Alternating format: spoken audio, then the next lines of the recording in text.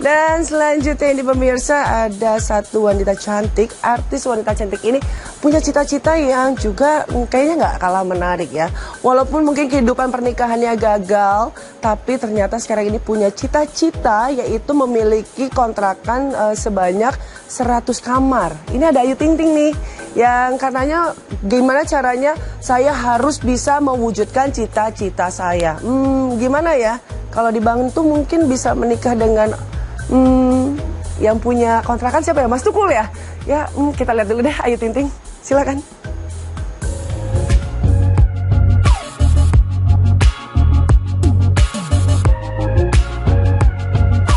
Setiap orang pasti memiliki keinginan dan cita-cita. Begitupun bagi Ayu Ting Ting. Penyanyi dangdut yang namanya melambung setelah melantunkan lagu Alamat Palsu ini ternyata memiliki sebuah cita-cita yang sangat mulia.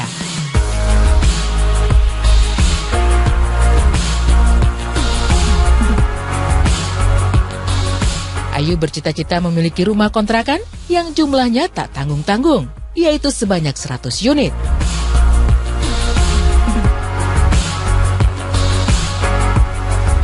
Buat Ayu, memiliki rumah kontrakan diakui sangat menjanjikan di zaman sekarang ini.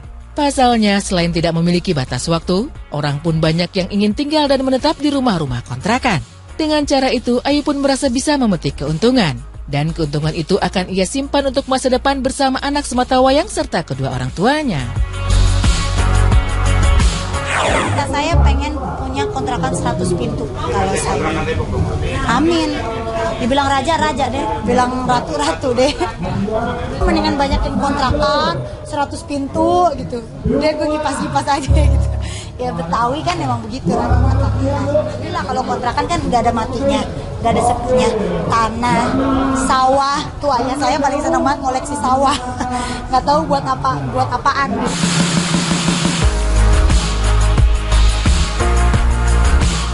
Saat ini Ayu tengah gencar mengumpulkan uang untuk mewujudkan cita-citanya memiliki ratusan rumah kontrakan. Ayu pun menyerahkan semua uang yang didapat kepada kedua orang tuanya untuk dikelola secara baik. Kalau investasi sih sebenarnya kalau saya mah semuanya kan kalau uang diserahin ke ayah sama ibu gitu. Jadi mereka yang ngurusin, mereka yang punya investasi sendiri. Kalau saya sih lebih kayak ke properti kayak tanah gitu, terus kontrakan.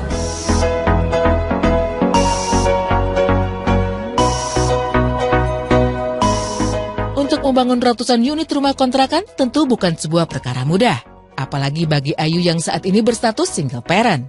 Namun seberat apapun itu, Ayu optimis bisa mewujudkan cita-citanya yang mulia tersebut. Kalau single parent ya dibilang berat ya pasti berat lah gitu. Pasti orang banyak. Ya pasti ada aja ujiannya, tapi kan ya mau di jalannya gitu ya. Udah yang penting bahagia, senang, berkah. Capek mah pasti capek. Kalau nggak capek ya nggak usah kerja gitu. Tapi kan ya kita kan semuanya buat masa depan.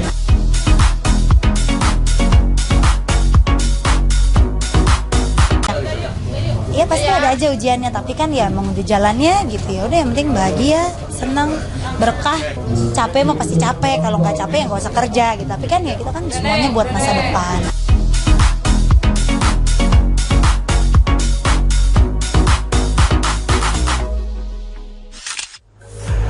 Ya namanya juga cita-cita kan boleh aja ya. Cita-cita itu memang harus setinggi-tinggi langit. Terus juga bagaimana cara merealisasikannya dengan kerja keras. Siapa tahu nanti bisa dapat sesuai dengan keinginan gitu Ayu ya. Oke. Kalau yang tadi kayaknya nanti pacar-pacarnya marah juga ya. Oke, selanjutnya nih pemirsa akan ada Verrell Bramasta yang katanya keluar negeri untuk menuntut ilmu. Kemana kira-kira? Akan hadir saat lagi, tetap di Insert Pagi.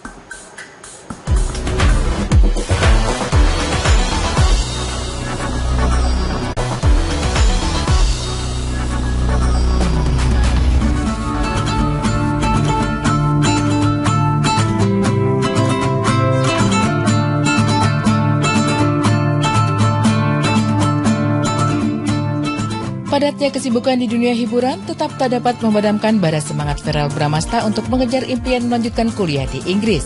Ia berharap cita-cita terpendamnya ini bisa terwujud tahun depan tanpa banyak rintangan. Pasti, bahkan aku udah rencana tahun depan kan. Kalau untuk aku sendiri ya, namanya dunia entertain, kalau kita nggak ngerem sendiri itu emang nggak ada habis-habisnya. Jadi aku rasa udah cukup, aku udah bisa punya rumah, bisa punya mobil, punya tabungan. Ya udah, it's time untuk kembali ke pendidikan. Dan setelah itu udah selesai kan, ya kalau misalnya masih ada tawaran, masih ada yang mengingat, bisa balik lagi. Cuman kalau nggak, ya aku udah harus mulai ke rencana aku di awal, insya Allah ya. Jadi aku kan harus apply lagi nih bulan Desember. Kalau keterima lagi, ya harus pergi. Kepinginnya aku di Inggris. Kenapa milih di sana? Karena dari dulu aku ngelihat, nggak tahu ya, pas aku ke London tuh aku ngelihat suasana kotanya, suasana orang-orangnya, budayanya. Aku tuh bisa ngelihat diri aku tinggal di sana gitu, yang ngomong-ngomong pakai British accent kan, yang kayak hey good morning, would you like a cup of tea, kayak gitu-gitu. Jadi kepingin gitu aja sih. Sebenarnya Farel sudah pernah mendapatkan program kuliah di Inggris beberapa tahun lalu setelah lulus SMU. Namun lantaran tiba-tiba banjir tawaran di dunia entertainment, ia pun menunda dahulu untuk sekolah di sana.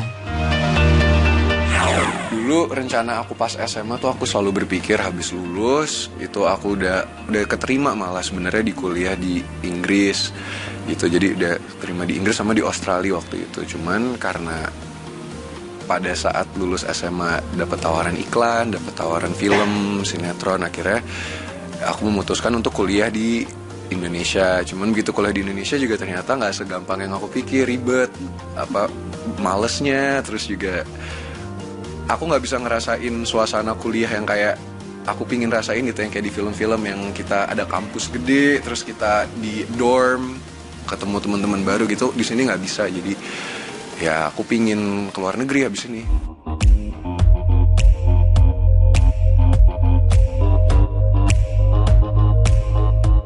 Kendati banyak waktu studinya terbuang, putra sulung Vena Melinda ini tak ingin menyesali diri. Sebaliknya, ia merasa beruntung beberapa tahun berkarya di lahan keartisan bisa mendapatkan banyak hal termasuk materi yang berlimpah di usia muda.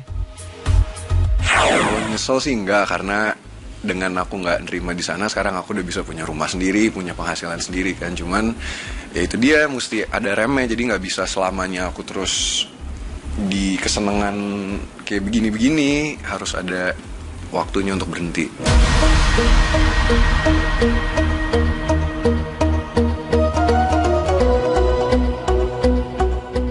Sambil menyelam minum air, andai diberi rezeki, Farel ingin mencari program beasiswa untuk kuliahnya nanti. Namun andai mendapat kesulitan dalam mencari beasiswa, Farel siap berjibaku di negeri orang dengan menjadi apa saja, bekerja paruh waktu di sana.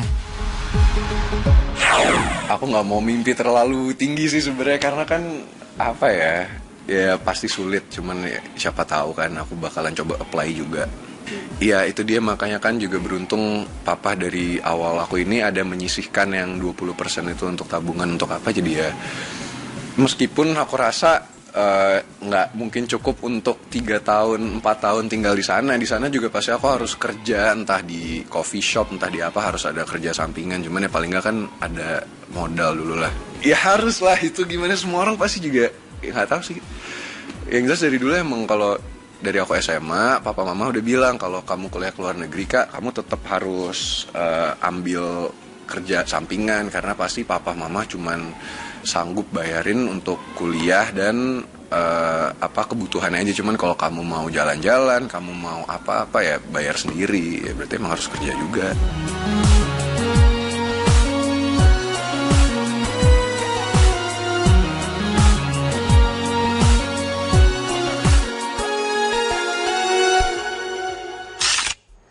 Kebayang ya pemirsa, kalau sampai Farel nanti di Inggris ini kuliah terus juga sambil kerja di coffee shop, tidak hanya bisa menikmati nikmatnya kopi, tapi juga bisa menikmati ketampanan dari Farel. Kayaknya rame semuanya tiap hari datang hanya untuk lihat Farel.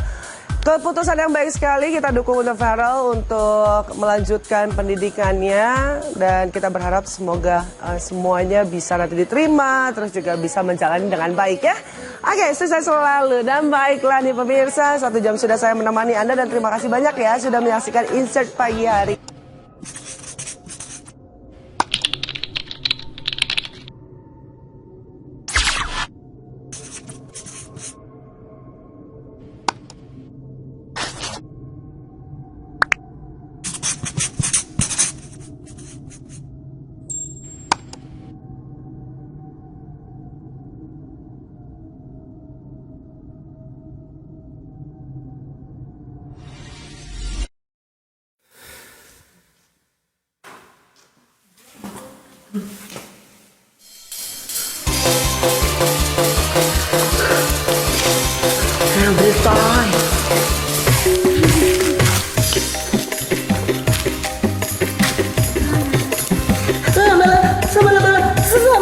Mulut bergetar, lidah bergoyang.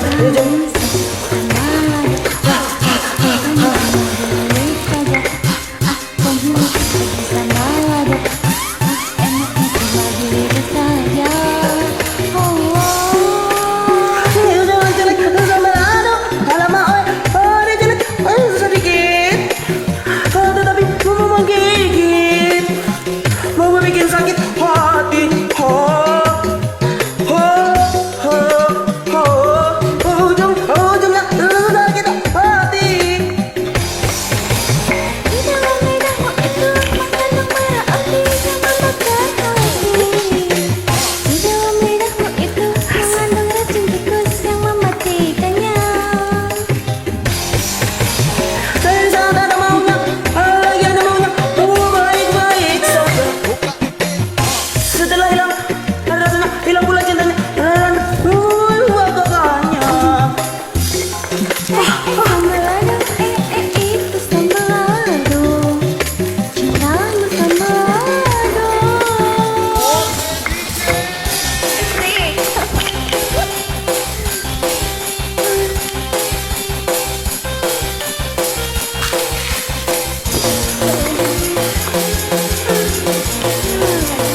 Saya ambil coy, ambil.